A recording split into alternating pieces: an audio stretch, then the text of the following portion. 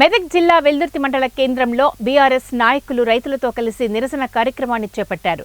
తెలంగాణ రాష్ట్ర ప్రభుత్వం ఎన్నికలకు ముందు ఇచ్చిన హామీ మేరకు రైతులందరికీ ఏకకాలంలో 2 లక్షల రుణమాఫీ చేయాలని డిమాండ్ చేస్తూ బీఆర్ఎస్ వర్కింగ్ ప్రెసిడెంట్ కేటీఆర్ ఇచ్చిన పిలుపు మేరకు నిరసన కార్యక్రమాన్ని చేపట్టారు.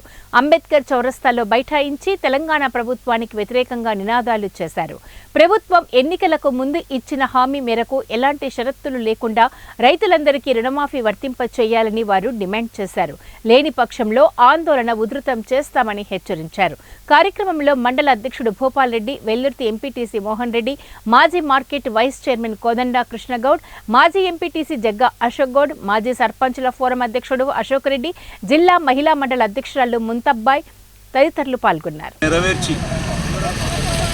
అధికారంలోకి వచ్చిన వెంటనే తెలంగాణ రాష్ట్ర రైతులందరికీ 2 లక్షల రుణమాఫీ చేస్తామని హామీ ఇచ్చి పాక్షికంగా అమలు చేసి, అది కూడా రైతు బంధు నిధులు మళ్లించి పాక్షికంగా అమలు చేసి, ఇవాళ కేవలం హరీష్ రావు ఆగస్టు 15 నాడు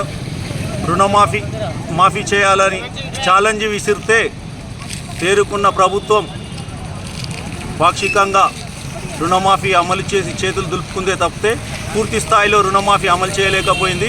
ఎక్కడా కూడా కాంగ్రెస్ నాయకులు రుణమాఫీ చేశామని సంబరాలు కూడా చేసుకోలేని దుస్థితిలో కాంగ్రెస్ పార్టీ ఉంది.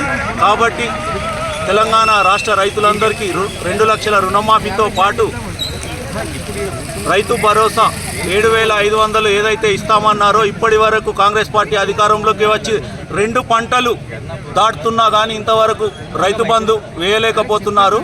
కేవలం ఇప్పుడు రాజీనామా చేయి, హరీష్ రావు రాజీనామా చేయి తప్ప అది ఒక్కటి చేస్తున్నాడు, భజన చేస్తున్నాడు. ఆయన వేసింది కేవలం 30% మందికే రుణమాఫీ అయింది. ఇంకా 70% మందికి రుణమాఫీ కాలేదు. కాబట్టి నువ్వు రాజీనామా చేయమన్న అర్హత నీకు లేదు.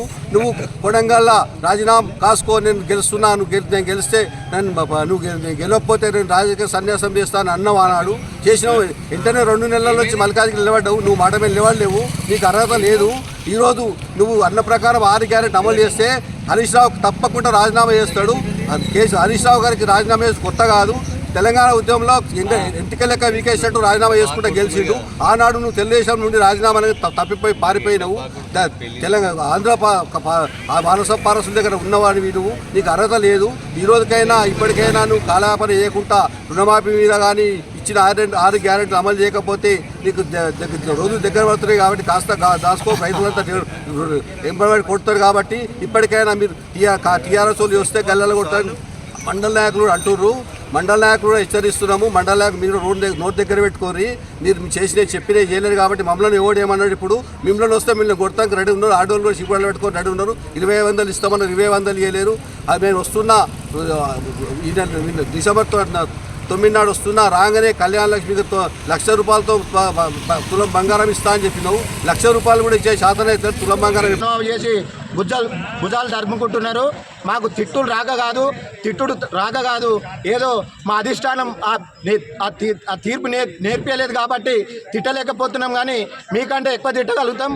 10 ఏళ్ల ప్రభుత్వంలో వ్యక్తిగత విషయాలకు పోకుండా, వ్యక్తిగత దూషణలకు పోకుండా, ఎవరు దొంగలో ఎవరు దొరలో మా హరీష్ రావు సార్ చెప్పినట్టు, కేటీఆర్ సార్ చెప్పినట్టు మీరు ఎక్కడ ఏ మండలి వచ్చినా సరే, ఏ ఊరు వచ్చినా సరే, మీరు ఇచ్చిన హామీల ప్రకారం ఏ చౌరస్తాలైనా సరే కూర్చొని